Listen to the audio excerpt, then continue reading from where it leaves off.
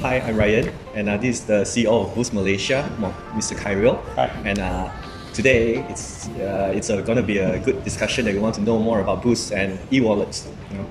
So last week we had just concluded the budget announcement 2020, and we heard there's good news for all Malaysians, whereby if you are someone who earn less than 100,000, you'll be entitled to 30 ringgit.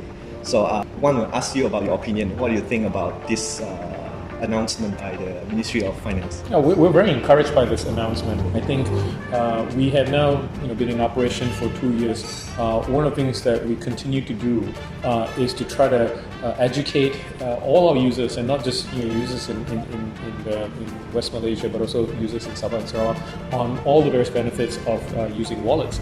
I think to a certain extent, an announcement like this from the government somewhat is endorsing wallets as a safe and secure and perhaps a convenient way of doing transaction and promoting the cashless drive. So very, very excited to see how this is going to pan out with this announcement from the government of Malaysia. Because we can see that Malaysia is actually moving forward to digital economy, and it's very good to see Boost coming here to Sarawak to actually promote and get people to get involved, at least one activity, doing boosting. So now I'm wondering, like, usually Boost, what can your customers actually use and buy? Oh, well, a variety of things. I mean, we now have 113,000 merchants altogether now, and so you could just about give up cash altogether, right? I think for those people who know me, they know that I stopped carrying cash in February of 2018. I've stopped carrying cash from it was Chinese New Year of 2018, and I've survived. I mean, there've been a couple of times that I've been caught out. But in recent months, those have been a lot more rare than before. With 113,000 merchants, obviously the big use cases are things like, your mobile phone bills, actually any kind of bill payments in essence, right? So here in Sarawak, we're collaborating with Sarawak Energy, so you can pay your Sarawak Energy bills there. But generally, any kind of bill payments, that's a very big use case for us. You can also use it in F&B outlets, right? So one of the things that even in a restaurant like this, you can pay your bill with Boost.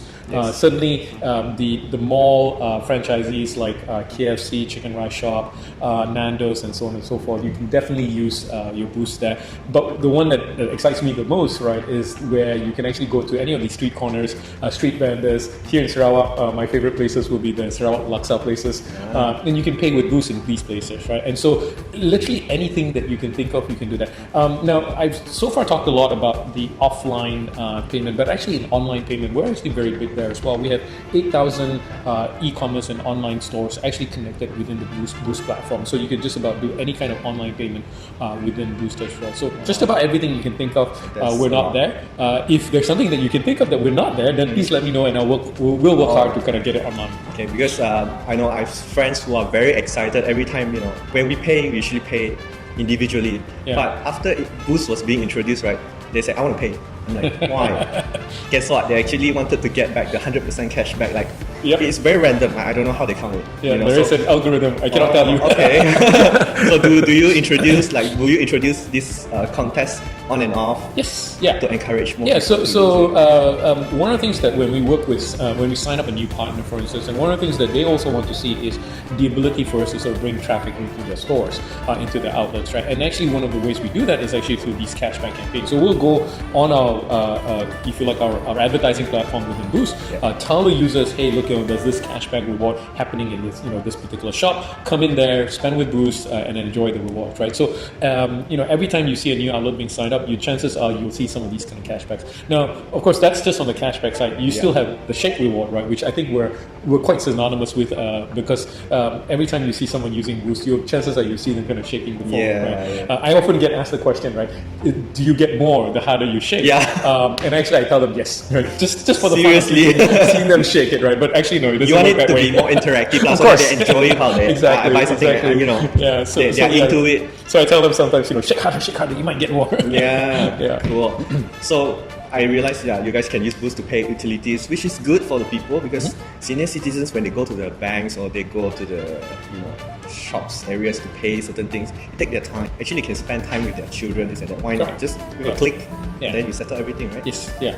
So I mean, that's one of the hallmarks of kind of what we've done, right? Which is we tend to look at, so our designers tend to look at what we call user journeys, right? And the user journey could be in the form of parking, it could be in the form of bill payment, whatever that user journey is. We identify all the pain points within that user journey, and then we go like, well, what can the technology on this little device here, how can that technology remove some of the pain points that you see within that user journey? And then we build the solution around that, right? So for instance, if it's street parking, one of the pain points of street parking is that, well, if you run out of top-ups, if you run out of, what do you call it? If you start coupons, or if you pay for an hour and you run out, actually without having to go to a booth or go to a machine or go to whatever, on your phone, hit a few buttons and you've actually just topped up for another hour, right? And those are kind of the convenience that you put in. So your point about the senior citizens, that's probably one of the things that our designers in the early days would have looked at and said, what are the pain points? The pain point would have been to kind of go to either a bank branch or a post office or whatever it is to make those kind of payments. And for certain segments of our society, our community, that's actually very difficult, right? And so we couldn't resolve that pain point with a platform like this. There was a lot of noise around what's called double dipping, right? The act that when you transfer money from a credit card onto your Boost wallet, you're earning rewards there, and then when you use the Boost wallet, you earn another reward, right? And so the issue is the credit card issuers are saying, wait, hang on, that's double dipping, right? Now, and then they've actually frozen that now, which I think is a disservice to the credit card customers, because guess what? We, Boost, is paying a full fee, just as any merchant will be paying a fee when you as a credit card user are using your credit card in those outlets. So in that sense, then we've actually paid the charge. So if we've paid the charge, why don't you give your customers, it's actually not just our customers, it's your customers as well, why don't you give those customers the benefit of the reward? And so this is one thing that I think all credit card customers should go out, and I'm one as well, should go out and complain to their banks and complain to the issuers and say, hey, but this is not on. I mean, what, Boost has already paid for it, right? It's paid for my charge for transferring that money, just like transferring the money to a merchant when I use my credit card. Boost has already paid for that, right? So why can't I get the reward for that, right? And I think every credit card customer should still go out and make some noise around this. So leave your comment here, and thank you so much to Mr. Khairil for giving his time and talk to us here today and sharing everything that he knows.